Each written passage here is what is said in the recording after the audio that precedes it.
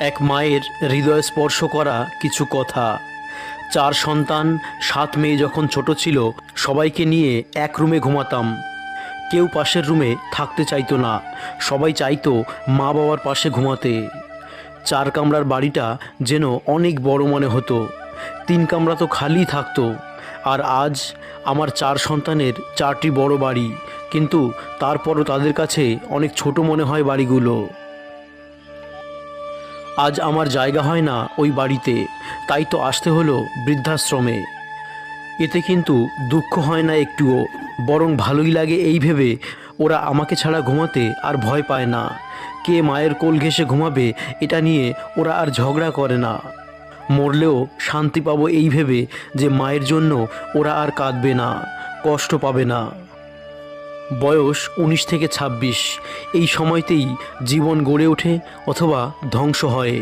এখন নির্ভর করে তুমি এই সময় কতটা পরিশ্রম করছো। অতিরিক্ত ভালো মানুষই না দেখানোই ভালো, কারণ ভালো মানুষটাকে মানুষ এখন দুর্বলতা ভাবে। মানুষ তুমি সেই দিনই হবে যেদিন কারোর ক্ষতি করার আগে একবার হলেও ভাববে, এটা আমি ভুল করছি। বিয়ের পর স্বামী যদি স্ত্রীর কাছাকাছি থাকে, তাহলে স্ত্রী খুবই কম অসুস্থ হয়, কেননা স্বামীর সংস্পর্শে স্ত্রী সুস্থ থাকে। যত্ন করে রাখলে সব কিছুই সুন্দর থাকে, সেটা জিনিসপত্র হোক বা সম্পর্ক।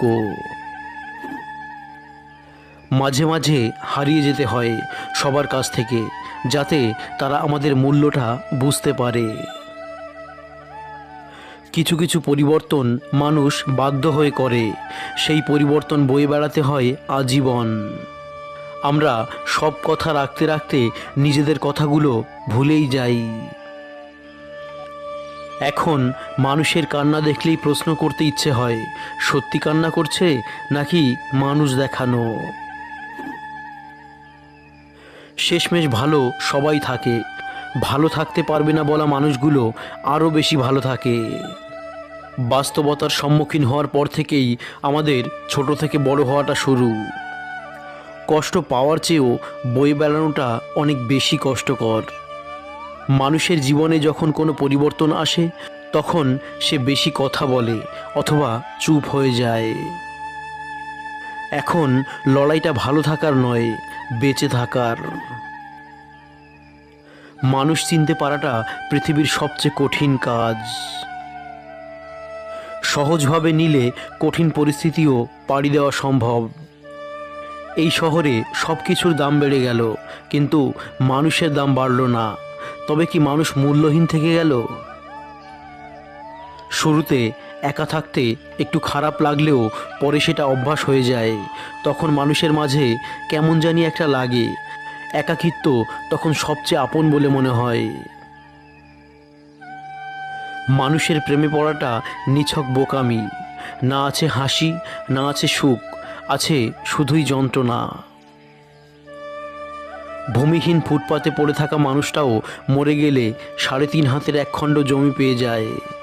মানুষের মৃত্যুর পরে বোধহয় পৃথিবী একটু বেশি উদার হয়ে যায়। যে চাঁদ কখনো নিজের হবে না, সেই চাঁদের দিকে হাত বাড়ানোটা বৃথা চেষ্টা মাত্র। বৃষ্টিতে আশেপাশের ময়লার মতো যদি মানুষের মনের ময়লাগুলো ধুয়ে যেত, তবে অনেকটাই হালকা হয়ে যেত। মানুষ ডিপ্রেশনে মারা যায় না, মানুষ মারা যায় অবহেলা, অনাদরে। আমরা যেদিন থেকে অন্যদের সব কিছুর সাথে নিজেদের সব কিছু তুলনা করা বাদ দেব, সেদিন থেকেই আমাদের সুখে থাকাটা শুরু হবে।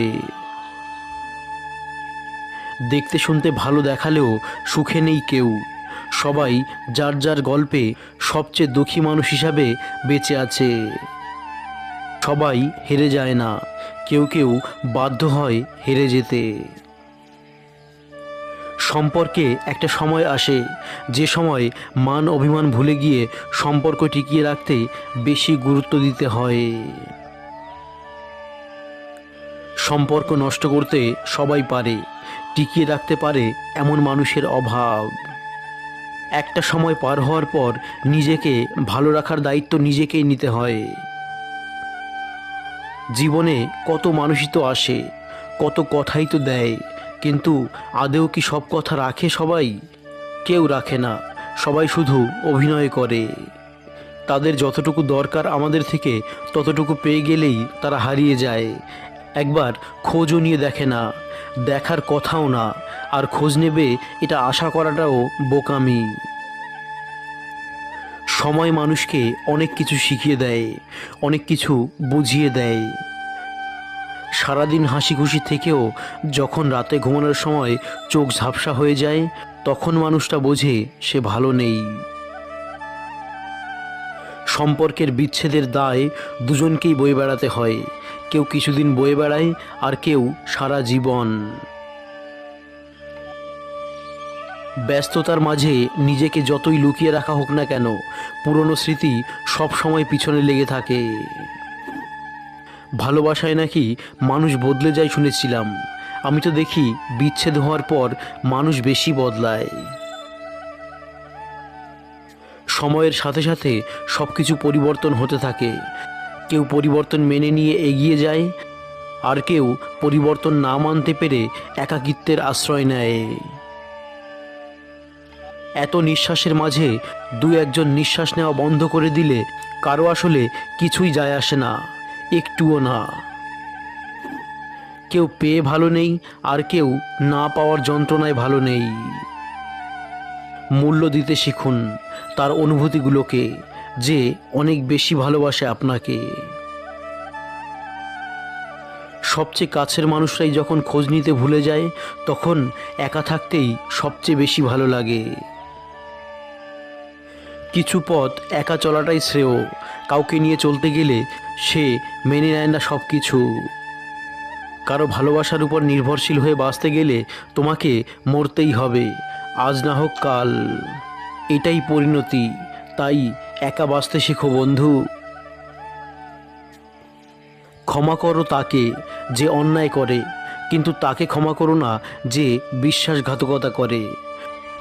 অপরাধীকে সুযোগ দিলে সে নিজেকে শুধরাবে, আর বিশ্বাসঘাতককে সুযোগ দিলে সে নতুন করে তোমার বিশ্বাস ভেঙে দেবে।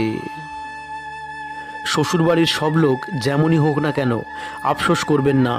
যদি স্বামী ভালো হয় তো নিজেকে ভাগ্যবতী মনে করবেন।